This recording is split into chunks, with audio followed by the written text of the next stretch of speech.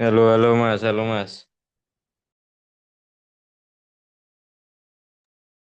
Cek, cek, cek.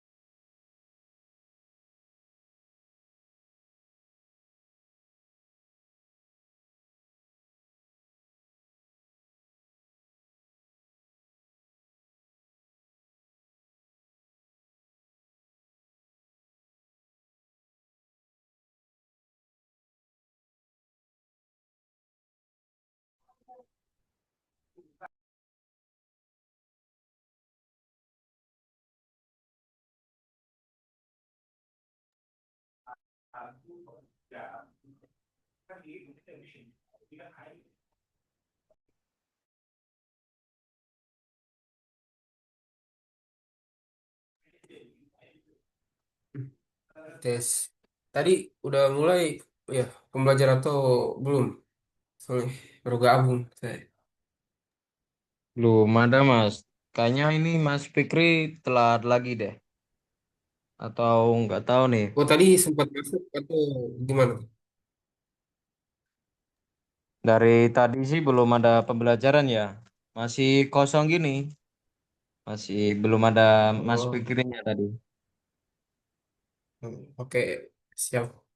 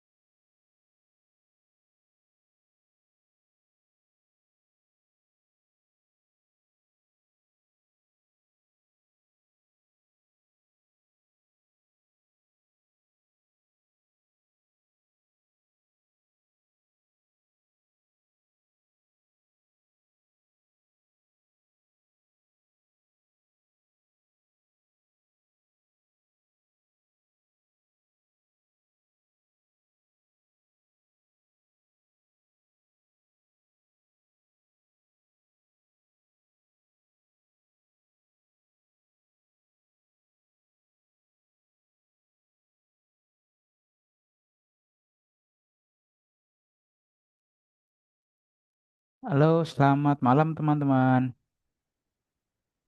Cek, cek. Mohon maaf ya, ini tadi ada kendala di rumah saya, jadi agak telat nih buat mulai Zoom-nya. Gak apa-apa ya.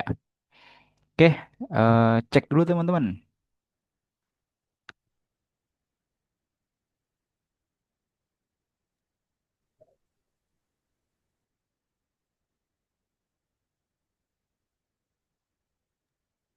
Ya, selamat malam, Mas. Udah kedengeran ya? Oke, oke teman-teman kita langsung lanjut ke materi aja ya. Ini berhubung udah jam segini tadi karena ada kendala mungkin ya yang ya lumayan mengganggu lah teman-teman. Oke, buat malam hari ini kita lanjut yang anu kemarin ya soal TWK.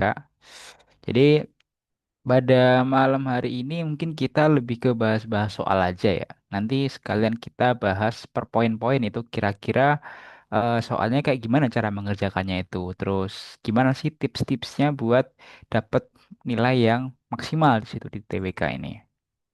Oke, aku share dulu teman-teman. Nah, udah kelihatan belum nih?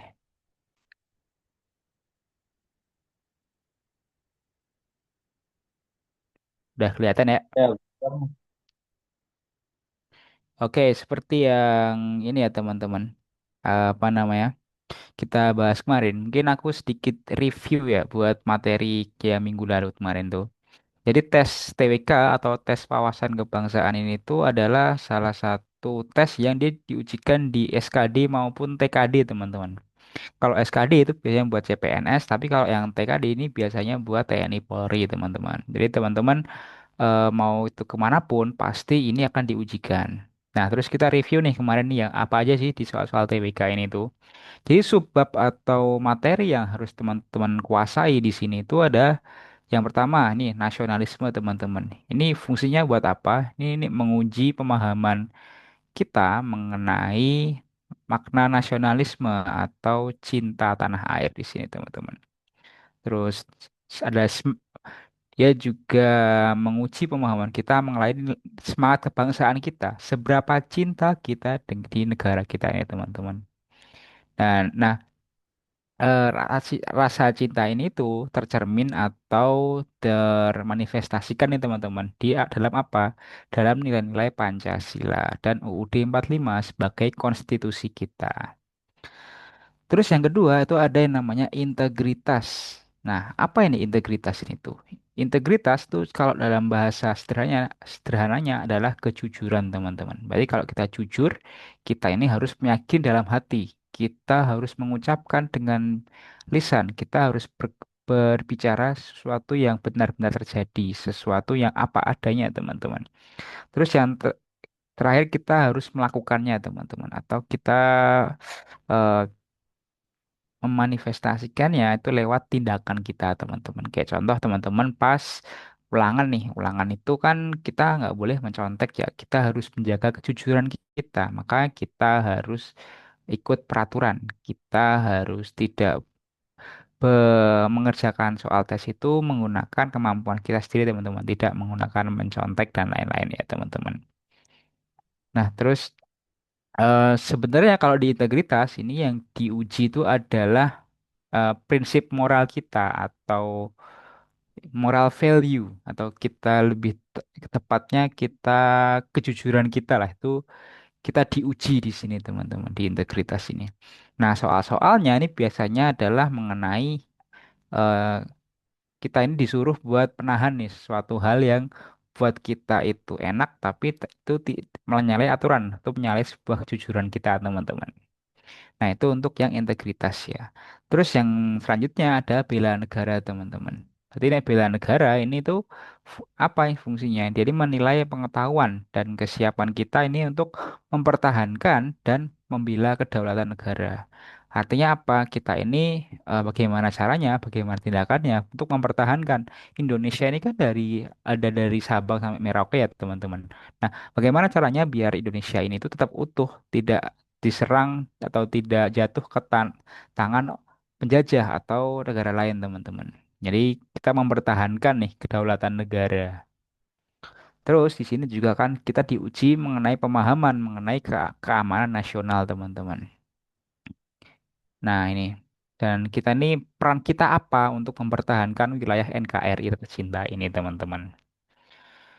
Ini biasanya kalau keamanan nasional ini nanti menyangkutnya mengenai ancaman-ancaman ya, baik dari luar, kayak contoh ada agresi dulu, ada invasi, perang, terus nanti ada ancaman dari dalam, kayak contoh separatisme yang sekarang terjadi di Papua, teman-teman.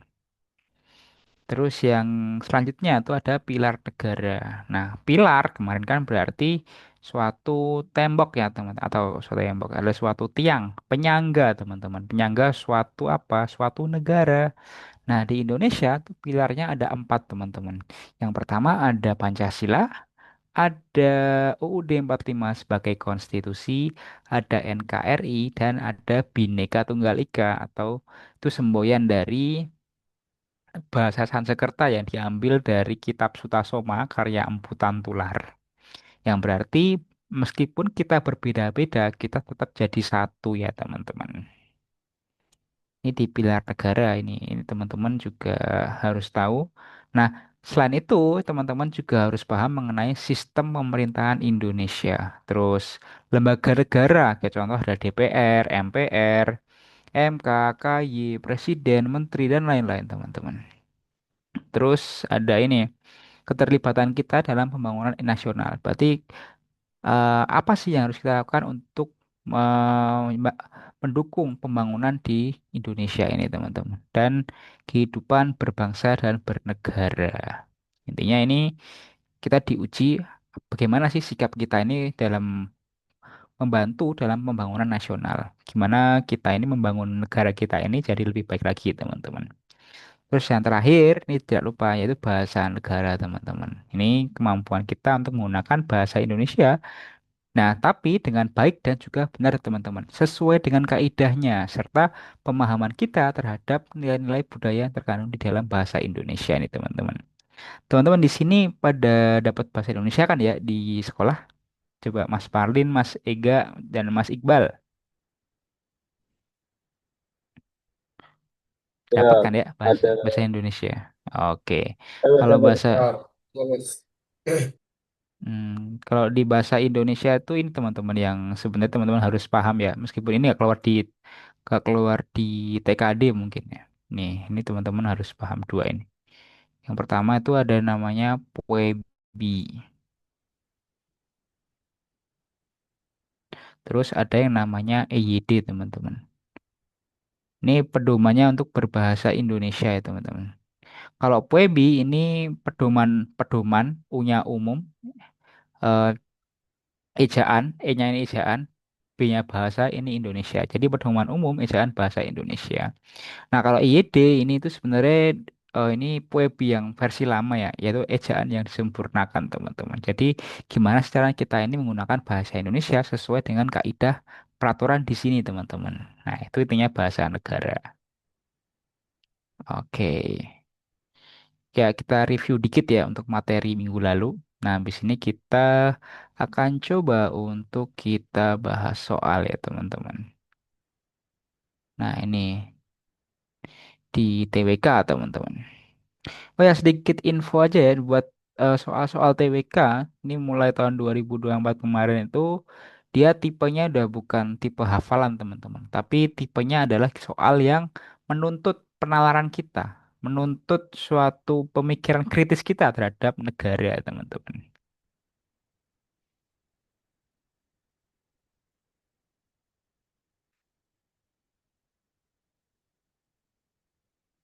Nah, ini untuk Pancas. Ya, kita review dikit ya.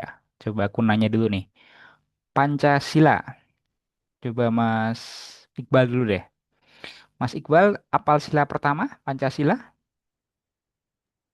Ya, hafal Mas. Oke. Kalau menurut apa itu sila pertama itu, Mas, Pancasila? Siap, izin. Ketuhanan Yang Maha Esa. Ketuhanan Yang Maha Esa, betul. Berarti itu maknanya apa di situ, Mas? Kalau ketuhanan Yang Maha Esa itu, Mas, menurut kamu? Siap. Menurut saya, ketuhanan Yang Maha Esa itu berarti setiap warga negara yang berada di Indonesia itu pasti memiliki Tuhan atau agama yang diyakini oleh setiap warga negara masing-masing, Mas. Jadi nggak semuanya. Mungkin itulah pokoknya semua warga negara itu memiliki agama walaupun agamanya itu berbeda-beda, Mas. Ah, betul. Betul, Mas Iqbal. Terima kasih ya untuk jawabannya. Jadi gini teman-teman, di Indonesia itu apa namanya? Karena kita ini kan negara yang luas ya, dan di Indonesia itu karena ada 6 agama di sini tuh yang resmi ya. Ada Islam, Kristen, Katolik, Buddha, Hindu, dan juga ada Konghucu di situ. Nah, terus sikap kita apa dalam meneladani ya, perbedaan percayaan itu juga? Maka kita harus bertoleransi, kita harus tenggang rasa, kita harus menghargai perbedaan agama dengan pemeluk agama lainnya, teman-teman. Nah, kalau di sila pertama ini kan berbunyi ketuhanan yang Maha Esa. Nah, Esa ini artinya apa, Mas Iqbal? Ya, Esa itu artinya mungkin satu atau yang Hmm, Maha Esa itu adalah apa ya? tunggal berarti ya, ya kan? Ya, Berarti, betul, Mas. nah, bener kan? Kalau ketuhanan yang Esa, makanya ada ketuhanan yang satu, teman-teman. Jadi di Indonesia ini kalau soal agama ini kita cuma bisa satu ya, teman-teman. Kayak contoh Islam ya Islam aja, Kristen Kristen aja, Katolik Katolik aja.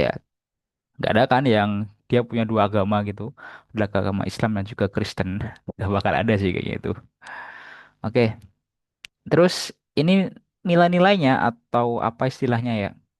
eh Poin-poinnya yang penting nih di pasal 1 ini pertama adalah Indonesia ini menyatakan kepercayaannya dan ketakwaannya terhadap Tuhan Yang Maha Esa. Indonesia ini bukan negara agama, teman-teman. Bukan negara Islam, bukan negara Kristen, bukan negara Katolik, Hindu, Buddha, maupun Konghucu. Kita negara hukum, tapi kita ini melandaskan tata cara bernegara itu berdasarkan agama, teman-teman. Kayak contoh dalam inilah piagam Pancasila ini kan sebenarnya dari awalnya piagam Jakarta kan, teman-teman. Nah, dulu pada saat piagam Jakarta itu rumusan pertama itu adalah eh, ke- ketuhanan yang Maha Esa yang berkewajiban menjalankan syariatnya dan bagi pemeluk agama Islam.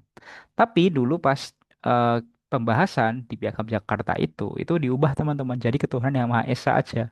Kenapa? Karena di Indonesia itu nggak cuma agama Islam, teman-teman. Jadi ini negara yang menjunjung tinggi ya adanya agama, teman-teman. Jadi kita ini berbeda dengan negara komunis ya, yang mereka ini tidak ini apa istilahnya, mengakui adanya agama, teman-teman. Terus yang kedua apa yang manusia ini percaya bahwa dan bertakwa kepada Tuhan Yang Maha Esa, dan mereka ini berkewajiban apa namanya mereka mempercayai dan mereka beribadah menurut agama masing-masing, tapi mereka ini menurut dasar kemanusiaan yang adil dan beradab. Berarti ini di pasal 2 ya, teman-teman, nanti.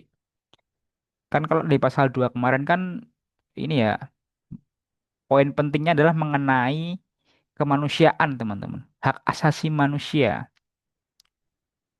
Nah, hubungannya apa di sini itu? Jadi kalau kita beragama itu kita harus menjunjung tinggi kemanusiaan yang adil dan juga beradab, teman-teman. Kayak contoh di sini. Di Islam tuh kan dulu pernah enggak, sorry, bukan Islam. Dulu kan pernah ada kan ya tragedi yang bom Surabaya itu. Ada yang tahu, teman-teman? Bom Bali lah yang paling terkenal ya. Coba Mas Parlin, tahu nggak Mas dulu kejadian bom Bali, Mas? Tuh Mas Ega, halo Mas Ega. Siap, Siap. tidak tahu, Mas. Oke, Mas Fardin. Kalau Mas Ega tahu nggak yang ini tragedi bom Bali dulu? Kalau setahu saya bom Bali itu yang ini ya, yang semacam apa tuh ada aliran sesat. Yang sesat sih aliran Islam Nah, yang keras ya tuh, yang ngebom, yang nah, pelakunya dihukum mati tapi merasa kegirangan ya. iya betul. Jadi ini ya, jadi bom Bali itu kan pelakunya ya, teman-teman, yang siapa Amrozi CS itu kan mereka mengatasnamakan agama Islam, teman-teman. Nah, cuman kan di agama Islam kan tidak ini ya, tidak pernah menjunjung tinggi suatu ini ya, pembantaian, teman-teman, atas di manusia. Islam memang ada perang, tapi perangnya itu kan untuk memerangi orang-orang yang mereka ini istilahnya mengganggu lah keselamatan dari orang Islam itu sendiri. Tapi kan kalau di sini mereka mengatasnamakan agama kan untuk melegalkan tindakan yang tidak manusiawi mereka ini. Mereka ngebom teman-teman. Nah, makanya di situ kalau kita ini beragama, kita ini harus menuruti kemanusiaan dan kemanusiaan ya teman-teman. Dan aku yakin sih di setiap agama itu pasti mengajarkan kebaikan. Mereka di setiap agama pasti mengajarkan yang namanya kita harus menghargai setiap manusia, teman-teman. Nah, ini untuk yang poin kedua. Nah, poin yang ketiga, mereka ini eh, mengembangkan sikap menghormati bekerja sama antar sesama pemeluk agama. Berarti kita adalah mengenai toleransi, teman-teman. Jadi kalau contohnya tindakannya adalah gini. Kalau misalkan teman-teman tuh punya teman yang itu agamanya berbeda. Mungkin teman-teman agama Islam punya teman yang agama Kristen lah namanya. Nah, agama Kristen itu kan pasti mereka ada acara kayak di rumah gitu kan yang kayak doa gitu. Nah, itu kan kita kalau sebagai tetangganya itu harus menghormati teman-teman. Kita nggak boleh mengganggu. Apalagi kita nggak boleh membubarkan teman-teman dalam peribadahan suatu agama. Selama itu tidak mengancam ketertiban dan juga keselamatan di warga sekitar ya teman-teman. Terus yang selanjutnya itu membina kerukunan hidup, yaitu kerukunan di antara umat beragama ya teman-teman. Nah, terus intinya adalah sebenarnya istilah pertama ini tuh adalah eh, kita pertama itu negara ini itu mengakui adanya keberadaan agama teman-teman dan agama itu dibebaskan sesuai dengan keinginan pemeluk-pemeluknya teman-teman. Nah, terus apa namanya intinya adalah dan yang kedua itu kita harus saling bertoleransi ya atau kita menerima, menghormati nih perbedaan yang ada di Indonesia ini terutama soal keanekaragaman agama ya di sini teman-teman. Nah, intinya kalau yang sila pertama atau ketuhanan adalah ketuhanan yang Maha Esa. Ini poin penting di sini, ketuhanan aja teman-teman, yang teman-teman harus paham ya. Terus lanjut nih, ada yang sila kedua teman-teman, yaitu kemanusiaan yang adil dan beradab. Nah, intinya apa di sini tuh? Adalah kemanusiaan, berarti mereka ini eh apa namanya? Poinnya di sini yang penting adalah negara Indonesia itu mengakui adanya hak asasi manusia ya atau kemanusiaan yang di sini itu. Setiap manusia itu wajib diperlakukan secara adil dan juga beradab, teman-teman. Nah, ini mengakui persamaan derajat, persamaan hak dan kewajiban hak setiap manusia. Jadi kita di sini nggak boleh rasis ya di sini tuh, nggak boleh membeda-bedakan entah itu suku, keturunan, agama, kepercayaan, jenis kelamin, kedudukan sosial, warna kulit dan juga sebagainya teman-teman. Semua sama di mata hukum ya. Terus kita juga harus menghormati orang lain kayak yang tadi itu. Terus kita yang penting di sini itu adalah kita berani nih untuk membela kebenaran dan keadilan di dalam kehidupan manusia yang beradab. Nah, karena kan di Indonesia kan juga banyak orang kan ya, jadi kita juga harus menghormati nih hak asasi yang dimiliki oleh orang lain, teman-teman. Contohnya apa? Kita kalau bergaul itu kita tak nggak boleh rasis ya, teman-teman. Kalau misalkan ada anak-anak Papua itu juga kita harus memperlakukan sama seperti kita memperlakukan teman kita yang orang Jawa atau orang yang sekitar kita lah, teman-teman. Nggak boleh dibeda-bedakan ya, meskipun mereka ini punya mungkin perbedaan dengan apa yang kita punya saat ini. Nah, terus yang terpenting adalah kita harus selalu membantu sama manusia, teman-teman. Ini poin penting dari sila kedua. Terus kalau yang sila ketiga yaitu Persatuan Indonesia. Ini kita ini harus menempatkan persatuan, kesatuan dan kepentingan umum ya, atau kepentingan bangsa di atas kepentingan pribadi kita, teman-teman. Jadi kita nggak boleh egois di sini ya. Terus kita harus rela berkorban untuk kepentingan negara dan bangsa apabila diperlukan, teman-teman. Terus kita mengembangkan rasa cinta tanah air dengan memupuk rasa bela negara. Berarti intinya di sini tuh karena itu persatuan, berarti kita menjaga persatuan ini tuh. Kita menjaga negara kesatuan Republik Indonesia ini dari segala ancaman ya. Kita harus rela berkorban. Kita harus mengutamakan kepentingan negara di atas kepentingan pribadi kita. Nah, terus kalau yang sila keempat, sila kedua tadi itu poin penting adalah ini persatuan. Kalau yang sila keempat, ini poin pentingnya ada di sini, kata pertama, kerakyatan di sini teman-teman. Dan yang dua ini nih, musyawaratan perwakilan teman-teman. Ini salah satu dua, ini kan panjang ya frasenya di sila keempat ini tuh. Tapi yang jadi poin penting itu adalah kerakyatan dan juga permusyawaratan sih teman-teman. Nah, kalau budaya di Indonesia kan kita pasti mengutamakan musyawarah ya untuk menyelesaikan masalah atau mengambil keputusan yang keputusan ini itu akan berdampak ke semua orang di situ teman-teman. Ya di Indonesia ini budayanya adalah kita bermusyawarah teman-teman. Kita berdialog menentukan apa sih yang terbaik untuk negara kita ini teman-teman. Terus em, kita juga wajib nih untuk menghormati tiap keputusan yang dicapai sebagai hasil musyawarah. Kita juga beretikat baik, kita berniat baik dan tanggung jawab untuk menerima dan melaksanakan hasil keputusan musyawarah. Coba aku tanya Mas. Halo Mas Ega.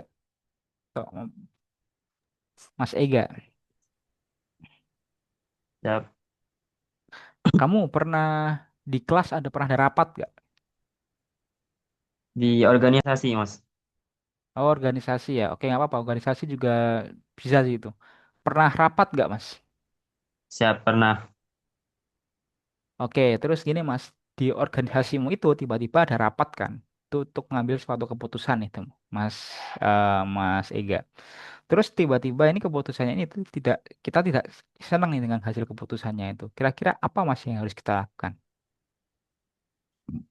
Eh, yang pertama ketika kita ketika saya pribadi kalau ada suatu pendapat yang kurang berkenan di pemikiran saya, yang pertama saya menanyakan alasan pendapat orang yang menurut saya itu tidak setuju kan apa alasan dia menyampaikan pendapatnya. Nah, sekiranya pendapatnya bisa kita benahi atau bisa kita arahkan, ya kita arahkan atau kita nasihati.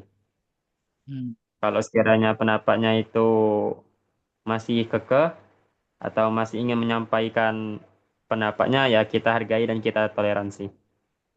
Nah, oke, thank you jawaban yang sangat tepat dan cepat ya tuh, Mas.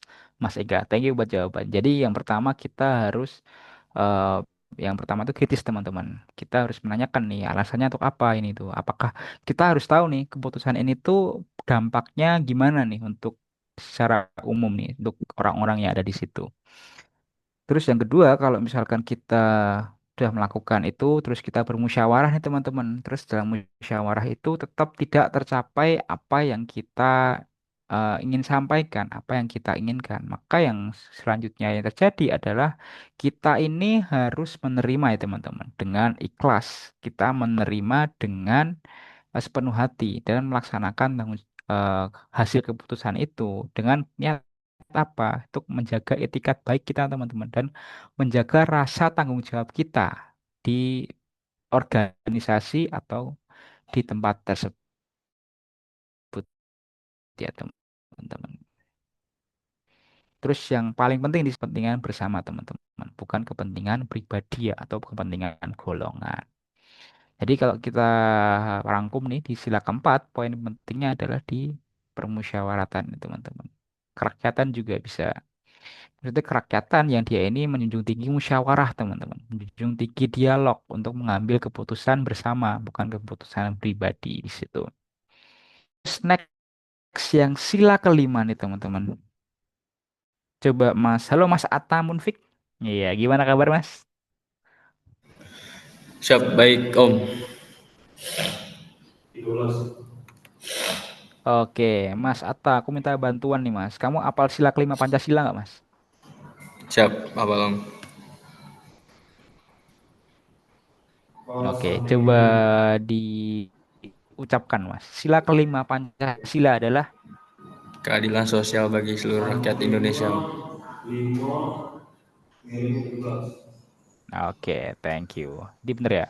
Sila kelima itu berbunyi keadilan sosial bagi seluruh rakyat Indonesia. Nah, berarti sila kelima ini poin pentingnya adalah apa, teman-teman?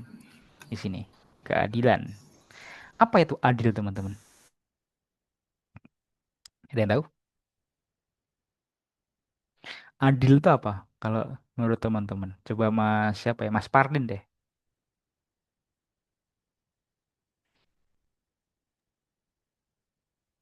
Ya, menurut Ah, saya Mas, adil itu seperti seperti kita memiliki derajat yang sama dengan oke, berarti intinya adalah kita memiliki bagian yang sama ya. Betul Mas Parlin?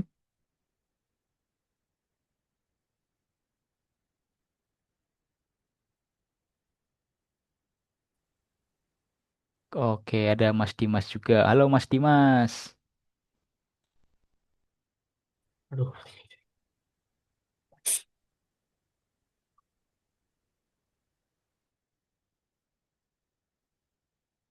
Oke, jadi ini ya teman-teman. Kalau coba aku nanya yang lain dulu deh. Mas Mas Iqbal, menurut kamu adil itu apa Mas? Menurut kamu? Itu mas, adil itu Hmm. semuanya mendapatkan sesuatu yang sama mas. Jadi ada misal ada A dan B mas. Pas itu ya apa ya? Misal itu aja mas. Pas satu kelas itu pas mas 3.000 ya.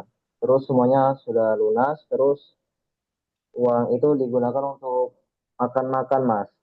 Dan itu karena makan-makannya pakai uang kas, jadi tiap anak itu menunya pasti sama mas, tidak boleh berbeda-beda mas. Jadi Oke. adil gitu, tidak ada yang lebih baik dan tidak ada yang lebih buruk gitu mas. Oke, betul. Thank you Mas Iqbal untuk jawabannya. Jadi adil itu adalah ini ya teman-teman. Em, intinya adalah sama rata, sama rasa.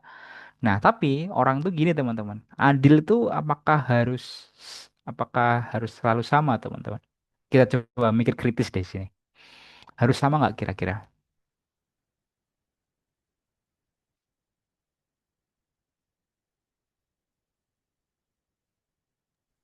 Ya Kalau tidak Mas, mas, ya, ya Mas Iqbal ya Mas Iqbal. Menurutmu adil tuh harus sama semua nggak Mas? siap tidak mas, Oke, kenapa tidak Mas kira-kira? karena misal ya, itu gimana ya mas, saya beli makanan harga 25.000 di tempat, oh ya, pokoknya saya beli makanan 25.000 ya mas. Terus itu Hmm, dapatnya ada ayam, nasi sama jamur crispy mas. Terus ada oke. teman saya di 20.000 di tempat yang sama, tetapi hanya mendapatkan ayam sama nasi aja mas, tidak mendapatkan jamur crispy. Jadi itu seperti kita itu mendapatkan sesuai apa yang kita berikan gitu mas. Oke, oke. Thank you Mas Iqbal atas jawabannya. Jadi dianalogikan seperti makanan kita pesan makanan ya teman-teman tadi itu. Ya sama-sama 20.000 tapi beda menu teman-teman di situ. Sebenarnya ada salah satu contoh yang lebih gampang sih teman-teman. Coba Mas siapa ya? Mas Atta punya punya adik atau kakak nggak? Siap, ada mas. Ada. Oke. Adik punya kan? Adik punya Siap, nggak? ada mas. Punya Nah, mas. misalkan gini Mas, orang tua kamu itu ngasih adik kamu uang saku sehari 1.000 Mas, gabangannya. Siap. Terus orang tuamu orang tuamu juga adil nih. Jadi semua anaknya itu dikasih uang 1.000 Mas. Nah, kira-kira 1.000 buat adikmu dan 1.000 buat kamu itu beda nggak kira-kira kebutuhan? Secara Beda, Kak. kebutuhan. Beda mas. Beda ya. Kamu seneng nggak dikasih 1.000 sehari? Karena semakin besar semakin banyak kebutuhan mas. Ah, true, benar. Jadi semakin kamu besar, kita semakin besar ya itu semakin banyak pengeluaran ya, teman-teman. Loh, tapi kan adil kan? Dapat 1.000 kita setiap setiap anak. Adil nggak Siap. 1.000 itu? Adil, tapi gimana memposisikan adil itu yang kayak tadi mas bilang gitu mas. Ah, betul. Ya. Jadi, nah gini teman-teman, adil tuh prinsipnya adalah sama rasa, sama rata, tapi sesuai dengan kebutuhan teman-teman. Ya teman-teman ginilah gampangannya. Kalau teman-teman kamu umur 17 tahun lah di sini tuh ya. uang jajan teman-teman di umur 17 tahun dengan uang jajan di umur 12 pasti kan berbeda kan ya. Lebih gede pasti kan di umur 17 ini tuh. Loh, tapi kan harusnya adil kan? Enggak, adil tuh enggak harus sama, tapi harus sesuai dengan kebutuhan teman-teman. Nah, terus kita eh, coba sambungkan dengan di TWK ini teman-teman.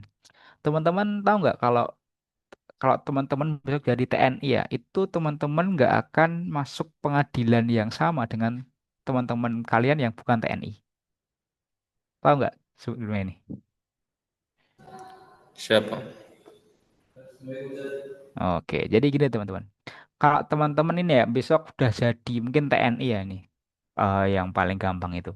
Jadi kalau teman-teman udah jadi TNI ya, yang udah resmi, udah mengikuti pelatihan dan juga sekolahnya, teman-teman itu sebenarnya sudah bukan warga sipil lagi teman-teman. Karena apa? Karena teman-teman tuh nanti udah dapat eh, hak atau suatu ini ya hal yang didapatkan teman-teman untuk melaksanakan kewajiban teman-teman. Yaitu apa? Kalau TNI kan kewajibannya adalah melindungi NKRI ya teman-teman. Maka teman-teman nanti udah bisa dipegangi senjata teman-teman oleh negara kita. Nah, karena hak tadi itu yang diberikan hak untuk memegang senjata, teman-teman ini sudah bukan masyarakat sipil lagi. Teman-teman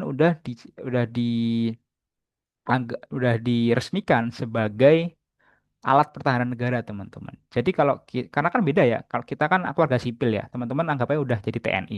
Berarti kan teman-teman udah beda kan posisinya sama aku.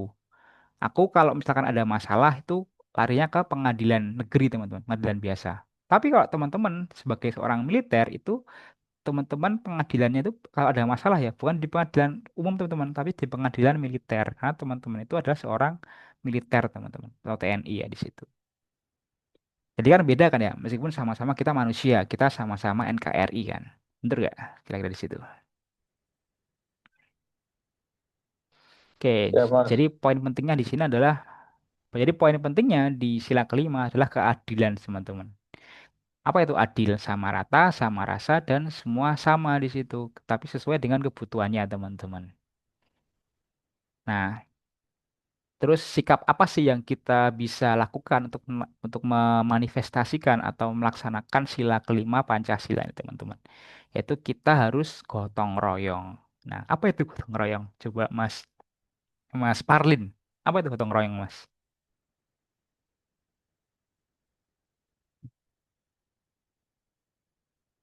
Halo Mas Parlin. Cek cek Mas. Yes, Terdengar siapa suara sih? saya. Yes. Apa itu Mas gotong Kamu royong sih tuh, Mas? jaringan. Siap, gotong royong itu seperti kerjasama masyarakat untuk mencapai suatu tujuan bersama, Mas. Good. Terima kasih jawabannya, Mas. Mas Parlin ya. Jadi betul, gotong royong adalah tolong menolong ya teman-teman. Saling tolong menolong. Ini wajib teman-teman pahami di sini tuh. Contoh apa? Kegiatan kerja bakti itu kan gotong royong ya. Gotong royong untuk membersihkan lingkungan kita. Nah, teman-teman ada yang pernah ikut kerja bakti di sini? Mas Ata mungkin. Ya, pernah. Ya, benar, Mas. Nah, pernah. Itu kan teman-teman berarti udah membantu ya untuk eh, tolong menolong dalam menjaga lingkungan teman-teman. Nah, itu untuk yang Pancasila ya, teman-teman. Terus, next. Nah, ini teman-teman. Jadi Pancasila ini fungsinya buat apa sih sebenarnya tuh Pancasila ini tuh? Eh, jadi ada beberapa fungsi teman-teman di Pancasila ini tuh. Jadi ini Pancasila itu adalah suatu dasar negara yang memiliki fungsi yaitu sebagai ideologi negara. Nah, apa itu ideologi? Ideologi adalah cara berpikir, mindset kalau kita gampangannya ya. Jadi negara ini tuh melakukan semua kegiatannya dalam bernegara kayak contoh gimana caranya mengelola keuangan, bagaimana cara memandang rakyat itu eh, gimana sih cara pandangnya itu. Nah, di Indonesia itu adalah menggunakan ideologi Pancasila, teman-teman. Yaitu apa? Kita bergotong royong dan juga kita mengedepankan kepentingan umum untuk mencapai suatu tujuan bersama, teman-teman. Nah, Pancasila ini juga sebagai pedoman bagi seluruh WNI untuk menjalani kehidupan bermasyarakat, berbangsa, dan bernegara. Jadi, kita ini kalau melaksanakan semua aspek kehidupan di sini ya, baik itu bekerja, belajar, maupun yang lain, itu harus eh, berpedoman pada Pancasila, teman-teman. Kita harus menghargai, kayak sila pertama, kita harus menghargai kepercayaan di orang lain. Kita harus menghargai HAM atau hak asasi manusia. Kita harus menjaga keutuhan negara kita ini. Kita harus bermusyawarah untuk mencapai mufakat, tidak mementingkan ego pribadi, dan kita yang terakhir kita harus adil, teman-teman. Kita harus menganggap semua orang itu sama di mata hukum, teman-teman. Oke, itu ya yang dinamakan sebagai suatu ideologi, teman-teman. Nah, tapi di sini juga ada sih selain biologi, selain ideologinya itu, yaitu sebagai apa? Pancasila ini sebagai pandangan hidup bangsa. Artinya apa? Pandangan hidup ini kan serangkaian nilai luhur ya, atau acuan nih dalam kehidupan berpribadi ini tuh. Jadi intinya Pancasila ini itu sebagai pedoman nih teman-teman untuk melakukan tindakan baik nih di kehidupan baik itu bermasyarakat, berbangsa maupun bernegara, teman-teman. Terus Pancasila ini sebagai apa? Dasar Republik Indonesia. Berarti dia ini adalah sebagai sumber hukum dari segala sumber utama hukum ya untuk segala sumber hukum di Indonesia ini, teman-teman. Nah, intinya ini sebenarnya ini sumber sumber hukum. Terus di sini juga ada sebenarnya mewujudkan cita-cita hukum bagi dasar negara gini. Tapi ini kan lebih ke persilanya ya teman-teman. Ini nanti akan dijabarkan di UUD 45 terutama di pembukaan ya yang teman-teman sering dengar tuh pas upacara bendera, teman-teman. Nah, kalau yang ideologi partikuler ini sebenarnya jarang keluar ya teman-teman. Cuman apa namanya kalau teman-teman tahu itu bakal lebih bagus sih untuk teman-teman memperdalam lah pemahaman mengenai Pancasila, teman-teman.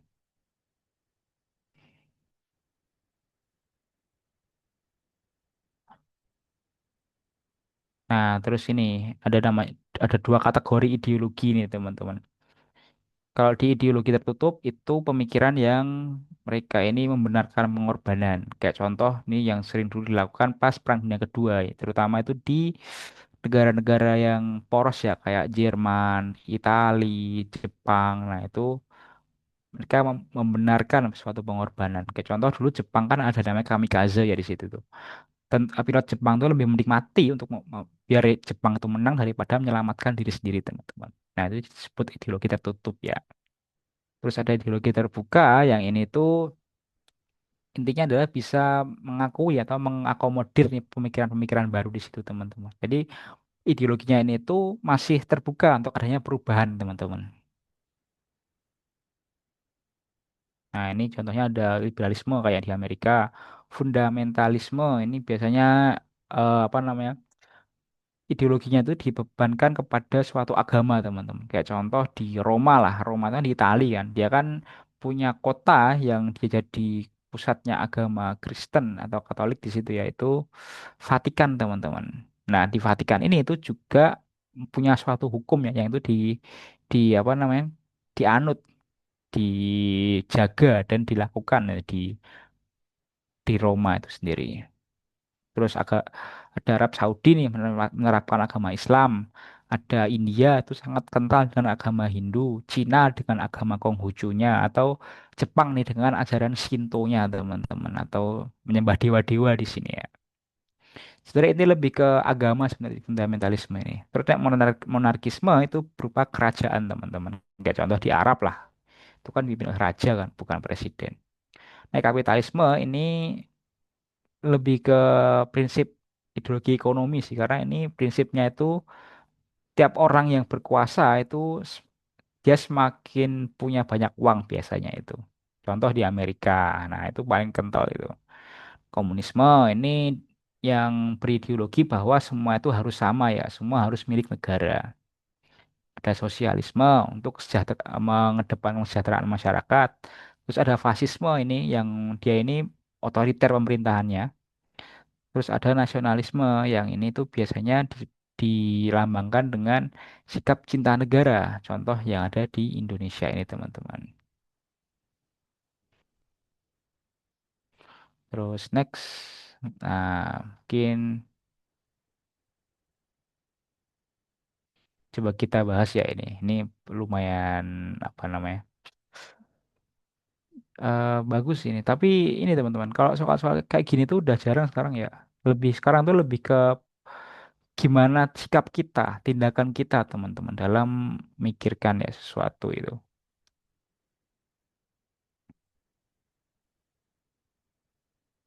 Oke, mungkin kita bisa. Nah ini tahu nggak teman-teman? Ini sejarah banget sih ini. Kalian tahu?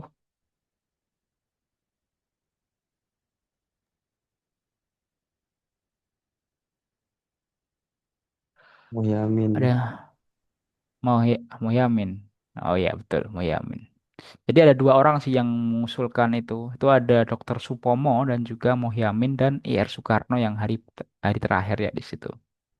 Jawabannya adalah yang C, teman-teman. Cek di sini, ya kan, Muhyamin. Next, UD 45 teman-teman. Ini, jadi kita ini bahas pilar negara aja ya sekarang ya, malam hari ini tuh.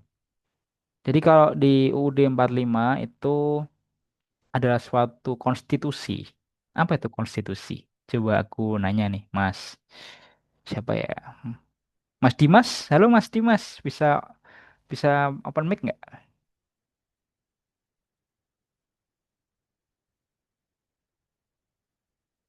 Oke, mungkin tidak balas ya. Mas Marlin?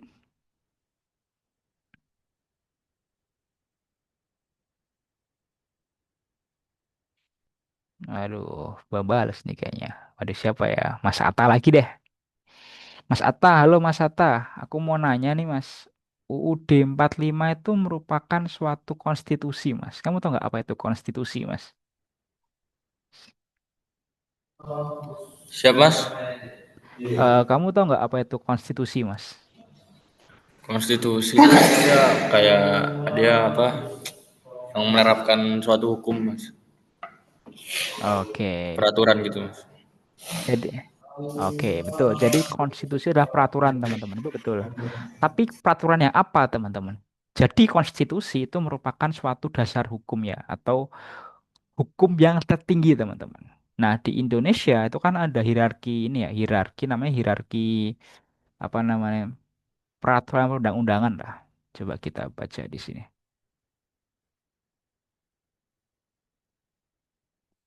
Jadi di Indonesia itu ada beberapa ini ya teman-teman. Istilahnya itu hierarki perundang-undangan atau tingkatan perundang-undangan. Ini teman-teman cukup tahu aja sih ini buat biar lebih paham ya ini. Nah, ini teman-teman. Jadi di Indonesia itu hukum yang paling tinggi atau hukum yang dia ini tuh paling yang dia ini tuh harus ditaati oleh hukum-hukum yang di bawahnya atau hukum utama nih dari segala sumber hukum itu adalah UUD 45 teman-teman. Atau Undang-Undang Dasar 1945 yang dibuat dulu pas rapat yang dibuat pas rapat PKI ya dan disahkan pada tanggal 18 Agustus 1945 teman-teman. Nah, ini yang pertama itu ada UUD 45 sebagai topnya di sini tuh. Ini dinamakan suatu konstitusi ya atau hukum yang paling tinggi di sini tuh. Terus ada undang-undang atau perpu juga bisa ini.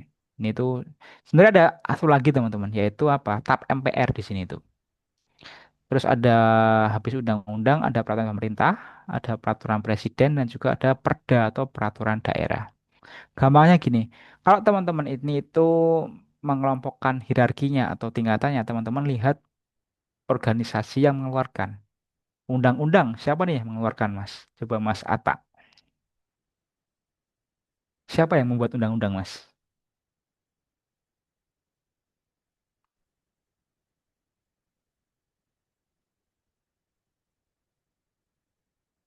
Oke, mungkin Mas Ega. Halo Mas Ega. Ya, Mas. Kamu tahu nggak undang-undang itu yang buat siapa, Mas? Undang-undang. Apa ya? MPR kali ya, Mas? Oke, MPR apa DPR? Oh, Dewan. Iya, ya. Wah ya, bingung juga. Dewan ya? Oke, jadi gini teman-teman, di ini mungkin teman-teman juga harus paham juga sih ini. Teman-teman ini pernah diajar nggak di sekolah? Aku mau nanya dulu.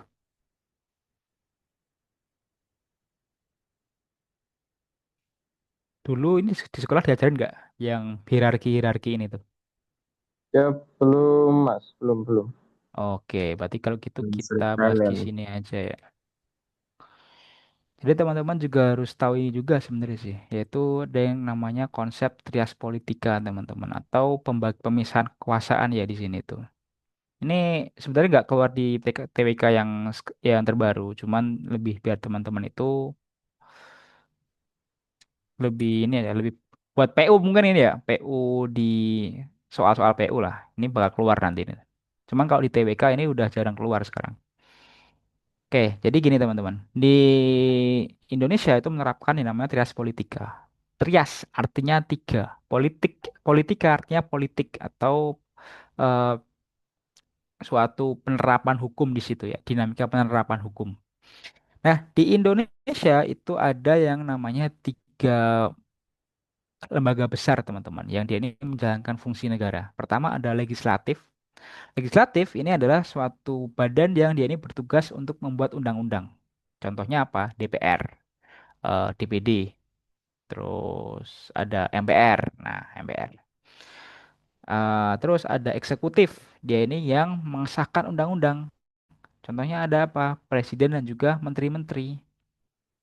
Terus yang ketiga ada yang namanya yudikatif atau dia ini untuk menegakkan suatu undang-undang ya. Jadi kalau undang-undang dijalankan kan mesti ada nih ada orang-orang yang dia itu bakal membelot ya teman-teman atau bakal ada orang yang melanggar hukum lah gampangannya itu. Nah kalau melanggar ini harus gimana? Harus di eh, apa namanya di harus kalau ada yang melanggar tuh harus diberikan sanksi atau diberikan hukuman teman-teman. Nah, nanti siapa yang menjalankan? Yang ada tiga, ada MA, MK, dan juga KY, Mahkamah Agung, Mahkamah Konstitusi, dan juga ada Komisi Yudisial, teman-teman. Nah, ini teman-teman. Bisa terbaca kan ya?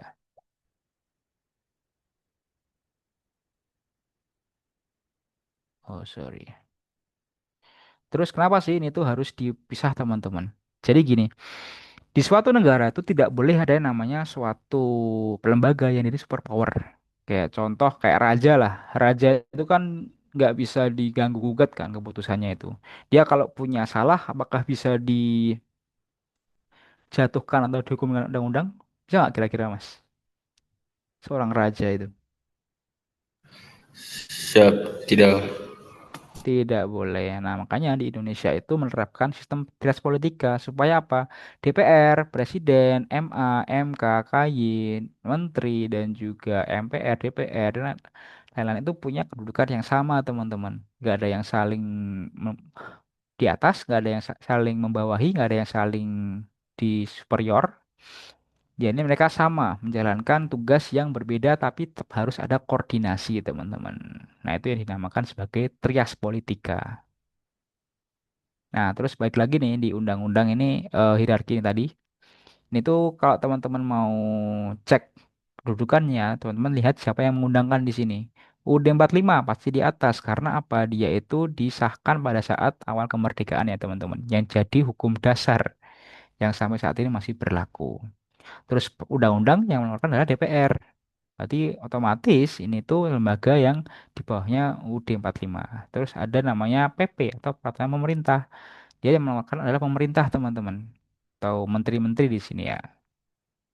Terus ada peraturan presiden atau Perpres nih, teman-teman. Ya, meskipun di ini ya, tadi kan presiden sama nih kedudukannya sama DPR MPR, tapi di sini kalau buat hukumnya itu dia lebih rendah, teman-teman. Karena ini berlakunya itu nggak menyeluruh, cuman dia ini berlaku secara kondisional saja. Terus ada perda atau peraturan daerah. Artinya apa? Setiap daerah itu mengeluarkan undang-undang, teman-teman. baik itu yang khusus kayak contoh Konun nih, Konun yang ada di Provinsi Aceh, atau ada perda khusus nih di Provinsi Papua. Nah, ini yang mengeluarkan perda ya di sini tuh. Oke, oke. Oke, siap Mas Ega. Hati-hati ya.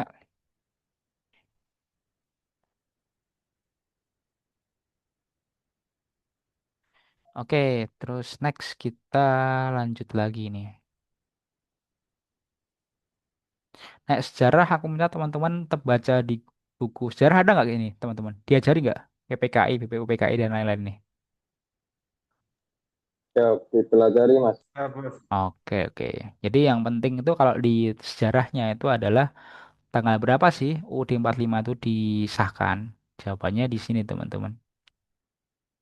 Nih, tanggal ini, Sabtu 18 Agustus 1945, sehari setelah proklamasi teman-teman. Terus teman-teman juga harus tahu nih kalau UUD 45 kita ini tuh udah diganti teman-teman sebanyak 4 kali. Kapan itu? Itu pada tahun 1999 sampai 2002 teman-teman. Berarti 99, 2000, 2001, 2002, 4 tahun teman-teman itu undang-undang kita diganti ya. Terus di sini tuh kan ada yang namanya pembukaan pasal. Ini batang tubuhnya lah istilahnya itu. Terus ini teman-teman ada yang namanya konstitusi yang pernah berlaku di Indonesia. Sebenarnya cuma ada 2 di sini teman-teman. Atau 3 lah makanya. Ada UUD 45 yang kayak sekarang itu. Ada UUD RIS di sini tuh. Nah ini. Atau konstitusi RIS 1949 yang menyatakan bahwa Indonesia ini tuh bersifat parlementer. Terus republik sebagai negara serikat. Ini mirip-mirip kayak di Belanda teman-teman sebenarnya itu. Nah, dia ini dihasilkan oleh siapa? Oleh konferensi meja bundar antara Indonesia dengan BFO atau negara-negara di bawah pemerintahan Belanda ya teman-teman. Nah, sebenarnya BFO ini salah satu bentuk ini ya kolonialisme di Indonesia teman-teman. Terus next. Nah, di sini. Kalau ini teman-teman cukup baca aja ya. Ini biasanya keluarnya di PU teman-teman, nggak di TWK. Nah, TWK tuh di UUD 45 itu sebenarnya yang paling sering keluar tuh adalah di pembukaannya teman-teman. Yang teman-teman sering baca itu atau sering dengar ya itu di pada saat upacara bendera teman-teman. Pasti kan ada ya dibacakan oleh pembina upacara itu. Nah, ini poin pentingnya teman-teman. Ada 4 di sini ya yang teman-teman harus paham buat menjawab soal TWK besok ya. Itu pertama adalah mengenai kalau pembukaan UUD 45 ini kan ada 4 pokok pikiran utama ya yang mencerminkan apa? Dia mencerminkan filosofi bangsa Indonesia ini itu.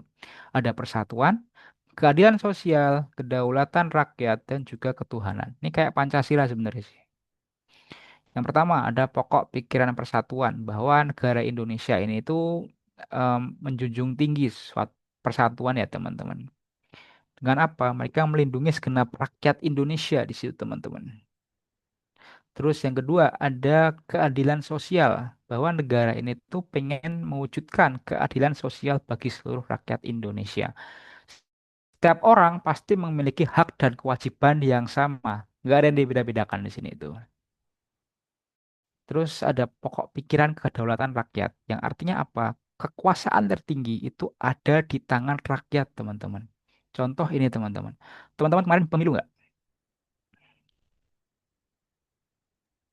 Ya, Ada belum yang Om. nyoblos? Oh, belum ya? Oke, gini nih. Aku kasih gambaran ya. Presiden, DPR, DPRD itu dipilih apa memilih, teman-teman? Ya, presiden dipilih Mas.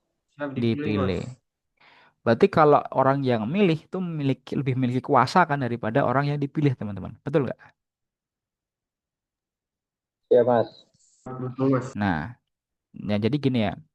apa namanya kekuasaan tertinggi yang menentukan siapa yang memimpin, siapa yang bertanggung jawab, siapa yang bertugas untuk melayani atau mengabdi kepada negara adalah rakyat, teman-teman. Contoh presiden dipilih oleh rakyat, DPR juga gitu kan, MPR juga begitu, DPD juga begitu, teman-teman. Berarti kan kekuasaan tinggi itu ada pada tangan rakyat, teman-teman. Yang diambil melalui apa? Musyawarah mufakat yang dimanifestasikan oleh pemilu, teman-teman. Sebenarnya pemilu itu musyawarah mufakat sih, cuman karena sistemnya voting, mereka ini sistemnya adalah mengambil keputusan yang mayoritas, teman-teman. Tapi ini sebenarnya udah salah satu bentuk ini ya, musyawarah mufakat sebenarnya itu. Dan orang yang nggak setuju ya harus setuju kalau pilihannya ya mayoritas itu, teman-teman. Ya kan? Terus yang keempat ada pola pikiran ketuhanan, teman-teman. Nah, berarti negara Indonesia itu berdasarkan ketuhanan yang Maha Esa, melandaskan pada nilai kemanusiaan yang adil dan juga beradab, teman-teman. Jadi negara Indonesia adalah negara yang menjunjung tinggi agama dan juga menjunjung tinggi kemanusiaan, teman-teman.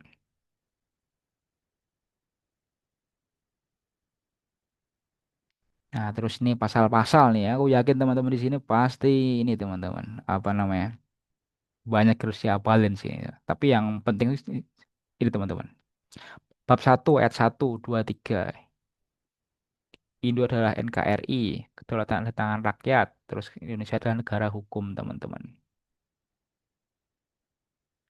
Terus kalau HAM di mana, teman-teman? Hak asasi manusia ada di pasal 28, teman-teman. A sampai J di sini. Nah, ini HAM.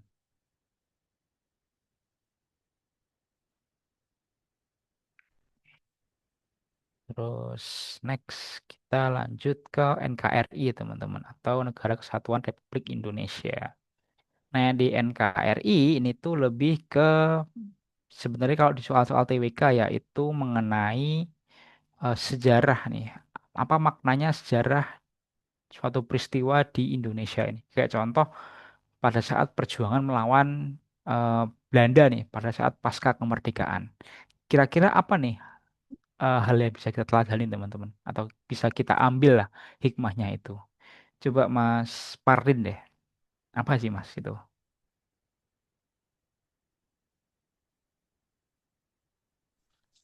Siapa apa tadi Mas? Yang tadi tak keluar Gini Mas, Mas. jadi kalau di oh sorry, ini ya tak jelasin lagi ya. Jadi di Indonesia itu kan pernah mengalami ada yang namanya agresi militer atau ancaman Mas, yang itu diberlakukan atau dilakukan itu setelah pasca kemerdekaan. Nah, menurut Mas Parlin, maknanya Indonesia ini tuh tetap merdeka meskipun diserang pada saat sudah merdeka itu apa, Mas, kira-kira? Menurut kamu?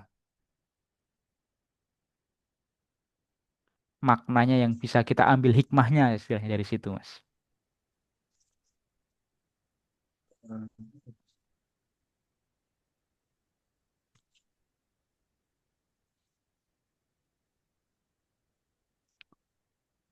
Gimana, Mas, menurutmu?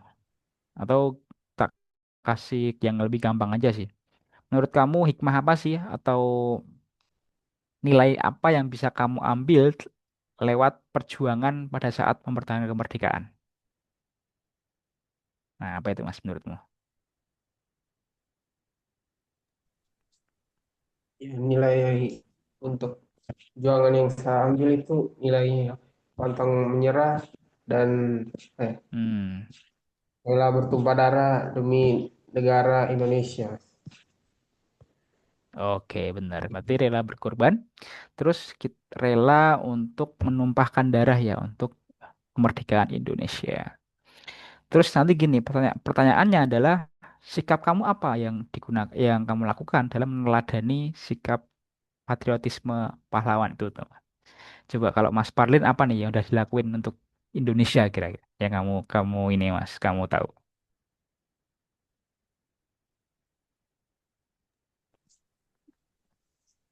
Sikap apa Gimana tadi kalau Mas? Mas? Apa ada Mas? Sini anu Mas eh lagi oke oke, sorry aku ulang ya.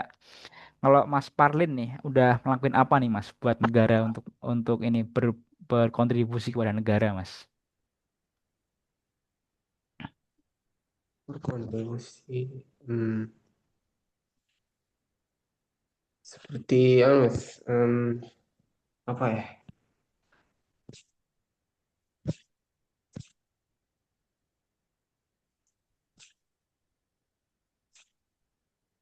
Seperti ini Mas, seperti Keras. membayar pajak itu masuk nggak Mas?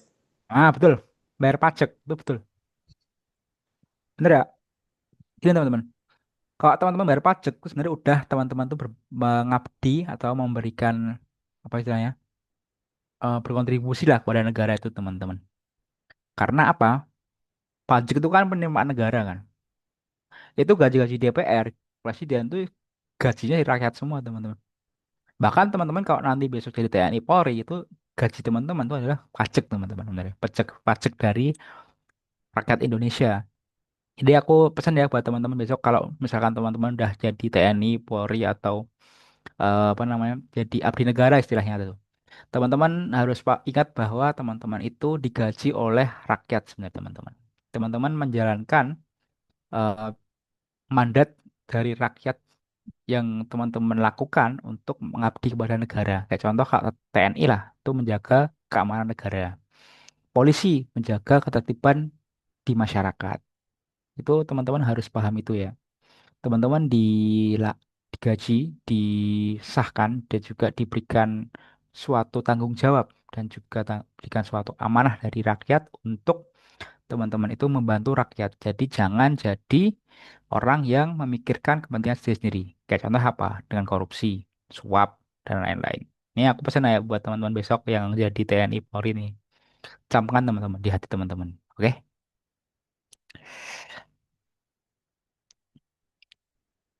Terus nih mungkin yang terakhir nih ya. Itu adalah mengenai bahasa negara teman-teman. Oh ini enggak, sorry. Bhinneka Tunggal Ika. Ini bahasa negara nanti. Jadi Bhinneka Tunggal Ika ini tuh artinya adalah eh, berbeda-beda tapi tetap satu, teman-teman. Atau beragam tapi tetap satu. Nah, ini tuh eh, frasenya atau katanya itu diambil dari bahasa Sanskerta, teman-teman. Dari kitabnya Empu Tantular yang bernama Kitab Sutasoma. Dia ini orang pada saat kerajaan zaman Majapahit ya di sini tuh. Yang dimana salah satu kutipan kalimatnya itu dipakai untuk dasar negara, teman-teman. Bhinneka Tunggal Ika itu.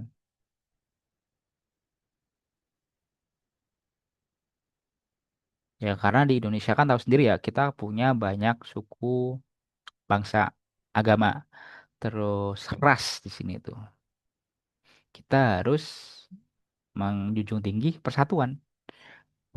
Berbeda-beda tapi tetap satu, teman-teman. Nah, ini ya, yang sering keluar buat TWK ini, implementasi atau penerapannya dalam kehidupan kita. Yang pertama ada kebiasaan inklusif, yaitu apa? Ini tuh kesadaran dari kelompok ini tuh tanpa mereka ini merasa lebih unggul. Jadi di Indonesia ini kita nggak boleh ada sifat sombong, teman-teman. Nggak boleh kita ini menganggap bahwa diri kita ini tuh superior dari bangsa lain. Kayak contoh, kita orang Jawa. Apakah kita ini lebih baik daripada orang Papua, orang Kalimantan, orang Sumatera, atau orang Sulawesi? Belum tentu kan? Kita harus memposisikan diri bahwa kita ini orang sama-sama warga negara Indonesia. Kita punya hak yang sama, kewajiban yang sama, teman-teman, sesuai dengan kebutuhan masing-masing. Terus ada sikap pluralistik dari kata plural di sini tuh, artinya beragam ya ini tuh. Berarti kita harus melakukan toleransi atau tenggang rasa dalam mengelola keberagaman, teman-teman. Terus kita nggak boleh sikap menang sendiri atau egois di sini tuh. Itu nggak boleh ya. Terus ada musyawarah untuk mufakat.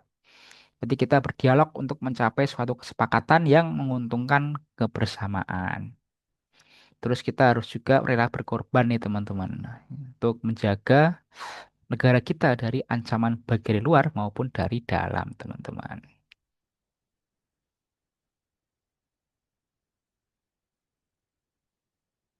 Oke, terus ini mungkin yang terakhir ya teman-teman. Untuk yang nasionalisme. Jadi apa itu nasionalisme? Nasionalisme adalah dinamakan suatu paham di mana kita ini cinta kepada negara kita. Jadi negara apa? Negara Indonesia, teman-teman. Jadi pada dasarnya itu kita menunjukkan sikap cinta tanah air kita. Coba aku tanya Mas siapa ya sini? Mas Iqbal deh. Kamu wujud cinta tanah air apa, Mas? Ya, izin mencintai Oke. produk lokal, Ah, upacara betul. itu upacara bendera mas. Betul, mencintai produk lokal ya, teman-teman. Betul gitu. Kalau Mas Parlin nih, contohnya apa, Mas? Contoh dari kamu cinta tanah air di Indonesia.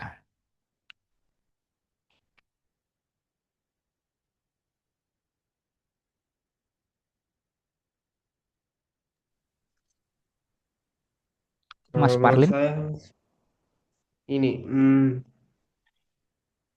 jaga kebersihan lingkungan, membuang sampah tempat dan lain sebagainya.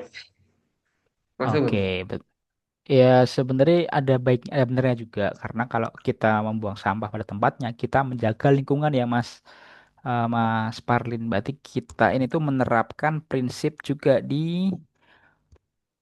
Pancasila, teman-teman. Kita istilahnya itu bangga terhadap lingkungan kita lah istilahnya. Dengan apa kita membantu untuk menjaganya biar tetap asri. Contoh lain mungkin yang aku bisa kasih tahu ya. Mungkin kalau teman-teman memakai batik, teman-teman di sini pakai batik nggak? Sering pakai batik nggak?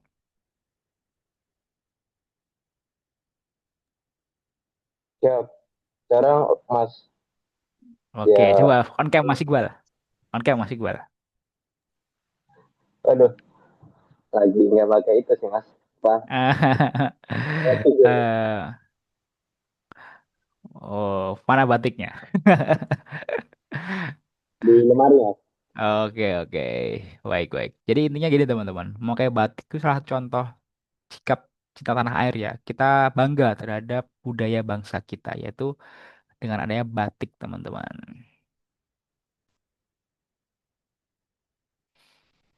Oke, mungkin itu dulu ya buat kelas pada malam hari ini. Jadi kita bahas pilar negara dan juga bahas mengenai nasionalisme. Sebenarnya ini teman-teman, aku tuh pengen kita latihan soal ini ya, latihan soal yang hot sebenarnya itu. Cuman aku kemarin tuh habis cari-cari itu mungkin belum belum dapat ya atau belum dapat soal yang bagus lah istilahnya itu. Aku baru buat juga ini. Karena kita masih ada dua pertemuan kan ya buat TWK ini tuh di minggu ketiga sama minggu keempat lah di bulan Oktober ini. Hari Senin namanya itu. Mungkin buat 2 minggu ke depan kita akan sedikit bahas ini ya, bahas mengenai eh, soal-soal yang hot lah atau soal-soal yang sering keluar di TKD maupun SKD teman-teman. Oke, mungkin cukup begitu ya teman-teman buat kelas pada malam hari ini. Thank you teman-teman udah pada join. Aku sangat apresiasi. Aku berharap teman-teman bisa mengikuti kelasku dengan seksama dan semoga ilmu yang aku bagikan ini bermanfaat bagi teman-teman dalam mengerjakan TKD, SKD maupun di tes-tes lain ya teman-teman. Oke, mungkin sebelum kita close, teman-teman bisa on cam dulu, kita foto bareng. Halo Mas Iqbal nih, halo Mas Parlin, Mas Ega, Mas Dimas, bisa on cam dulu Mas, kita foto ya buat dokumentasi kegiatan kita pada malam hari ini. Izin mas, mas Fikri lagi posisi di mana mas? Kalau boleh tahu mas. Mas Iqbal tanya nih.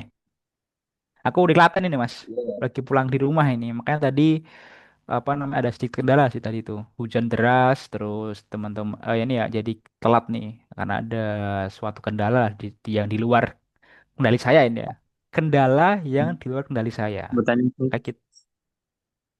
Iya, kayak listrik itu kan udah bukan kendali kita kan ya, itu kendali yang di atas dan PLN itu. Oke, oke, mungkin kita bisa foto dulu. Lihat kamera semua ya. Satu, dua, tiga. Posisi. Mantap. Wait. Satu lagi teman-teman. Satu, dua, tiga. Good. Bentar ya, kita share dulu di Google.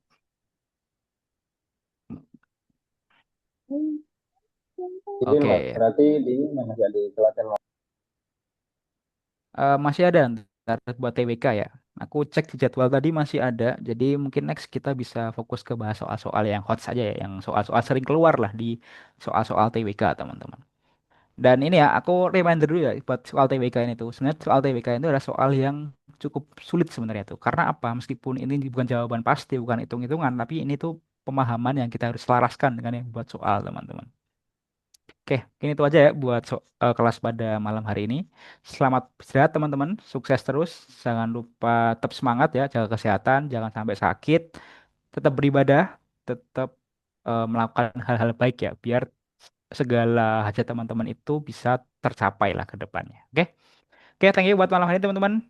See you soon ya, tetap semangat. See you tomorrow. Bye bye. Ya, terima kasih Mas Bye Billy, bye. selamat Terima Sama-sama. kasih, Coach. Yo,